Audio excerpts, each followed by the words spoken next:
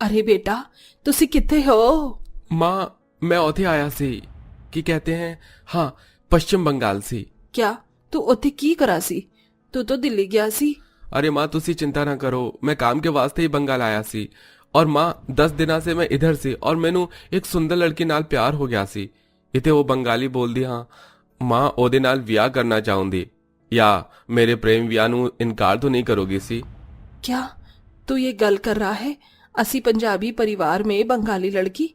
ठीक, हाँ, मैं तुम दोनों दा ब्याह करवा दूंगी। थैंक यू माँ, मैं जंदा सी आप जरूर मानोगे। माँ बेटे की बात जेठानी रश्मि सुन लेती है और उसके फोन काटने के बाद कहती है, माँ जी, मैनू बंगाली देवरानी नहीं चाहती सी। आप प्लीज देवर जी नो ब्याह करान तो रोको।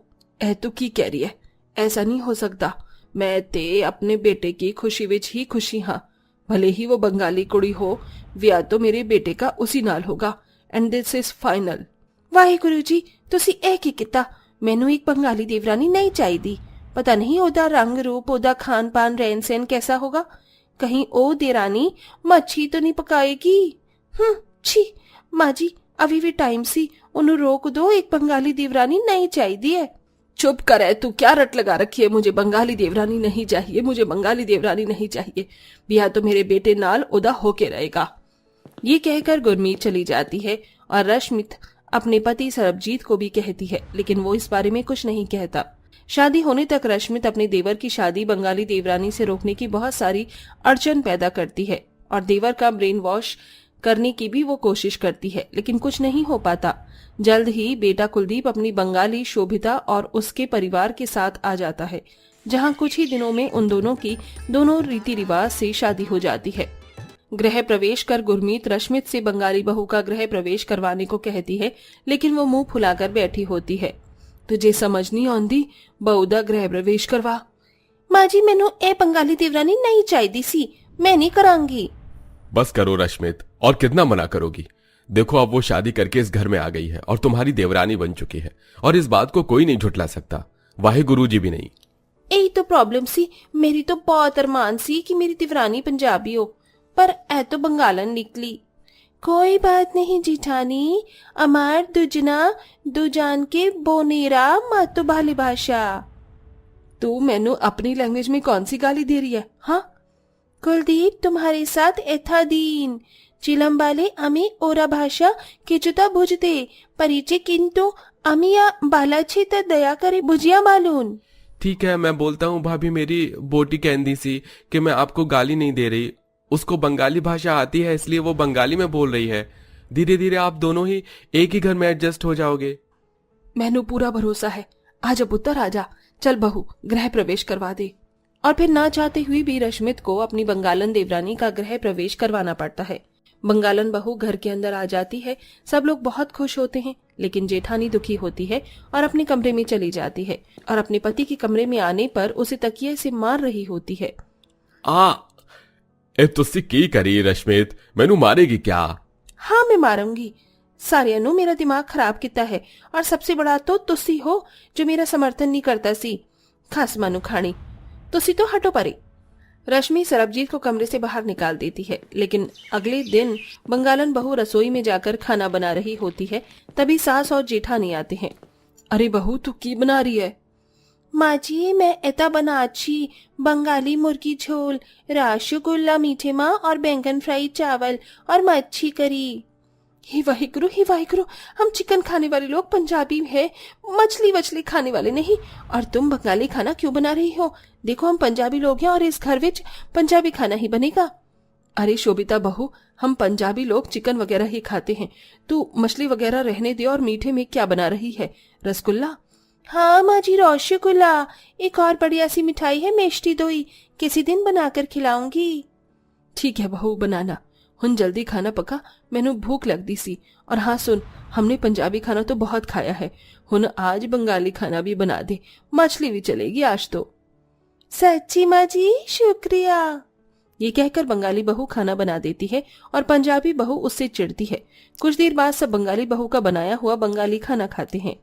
वाह वाह, मुझे तो तुम्हारे हाथ की शोभिता चिकन करी बहुत पसंद आई, और ये रसगुल्ला बहुत अच्छा है। अभी तुम्हाको भालू भाषी। ओहो, बस करो देवर जी, मुझे वैसे बंगाली आती हो या नहीं, लेकिन आपने जो अभी आई लव यू बोला ना बंगाली में, मैं सब समझती हूँ। मुझे भी फोन चलाना आता है। ओ भाभी सॉरी, मैनू नहीं पता सी, तुसी जानदी हो। ओहो कुलदीप बस कर, सब यहीं बैठे हैं। बहू तुमने बहुत वधिया खाना बनाया सी, आपने शगुन नु रख। शुक्रिया माँ जी। अपनी सास से शगुन लेकर शोभिता उसके पैर छूती है। ऐसे ही दिन गुजरते हैं। बंगाली बहू का खाना भी पंजाबी परिवार को अच्छा लगता है। धीरे धीरे रसोई में वो एक टाइम का खाना बनाने लगती है और बार बार पंजाबी जेठानी उसके काम को खराब करने की कोशिश करती है, तो कभी उसके किए काम को खराब बताती है। दोनों की बिल्कुल भी एक दूसरे से नहीं जमती, जबकि बंगाली बहू अपनी पंजाबी जेठानी के साथ बोलने की कोशिश करती है। ऐसे ही एक दिन रसोई में बंगाली बहू आलू पोस्ता बना रही होती है। तभी हुण तुसी बंगाली खाने को छड़ पंजाबी खाना बनाना भी शुरू कर दिता, जैसा कि सरसों दा साग, मक्के दी रोटी, छोला भटूरा, लस्सी, पर तुसी तो ऐसा बनाना ही नहीं आंदा। कोई बात नहीं दीदी, मैं धीरे धीरे सब सीख जाऊंगी। शोभिता खाना बनाकर डाइनिंग टेबल पर लगाने चली जाती है, लेकिन अगले दिन की रसोई में फिर शोभिता बंगाली खाना बना रही होती है, तो रश्मित बोलती है, बस करो, तुम्हारा बंगाली खाना खाकर मेरा दिमाग खराब हो गया है। ऊपर से तुम्हारी ये बंगाली भाषा, रसगुल्ला, मिष्टी दोई। सच बताऊं तो मुझे तुम्हारा बंगाली खाना बिल्कुल अच्छा नहीं लगता। दीदी आप बेवजह गुस्सा हो रही हैं। अगर ऐसा है तो मुझे भी आपके पंजाबी खाना खाने का कोई शौक नहीं है। मुझे भी आपका वो सरसों का साग अच्छा नहीं लगता। मैनू भी थोड़ा मच्छी करी नहीं पसंद आंदी है। अमी अपना छोले भटूरे, सरसों का साग, लस्सी पसंद करी ना। अच्छा तुझे ये नहीं पसंद? मुझे तो तू भी नहीं पसंद। मुझे पूरा बंगाल ही नहीं पसंद है ना बंगालन तू। Same to you. इतने में पंजाबी जेठानी और बंगालन देवरानी एक दूसरे से करछी बेलन लेकर लड़ने लगती हैं, तो कभी एक दूसरे के बाल पकड़ लेती हैं। इतने में सास और दोनों के पति आकर उन्हें अलग करते हैं। बस करो रश्मित, तुम तो बड़ी हो, ऐसा मत करो। उन्हों समझाओ, ओ बंगालन नु, मैनू नहीं। शोभिता तुम्हें ऐसा नहीं करना चाहिए था। आमी इसी नहीं, तारा आमा के जोर करो छी। बस कर दो कुत्ते बिल्ली दी तरह लड़ना। देख लिया माँ जी आपने, इसीलिए मैं आपको बोल रही थी मैंने एक बंगाली देवरानी नहीं ज्वाइन दी है, पर आप नहीं मानी।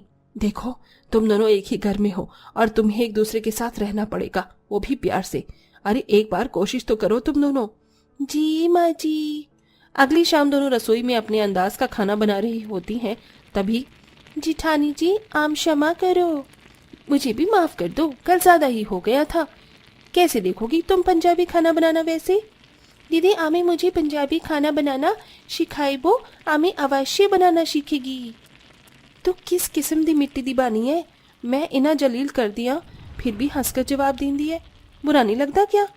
आप मेरी बड़ी बहन जैसी हो, अमार खराब लागे बाकी ना। अच्छा दीदी मैंने सुना है जनवरी में खूब मजे से लोहड़ी मनाई जाती है। किसी हफ्ते में हमारा भी त्योहार आता है, पौष संक्रांति का। क्या हम दोनों साथ में एक दूसरे की सांस्कृतिक त्योहार को मनाएं? हुन एवी कोई पूछने थी काल है, हम जरूर मनाएंगे। क्या होता है तुम्हारे त्योहार में? इसी पौष संक्रांति कहते हैं, जैसे यहाँ पर मकर संक्रांति कहते हैं।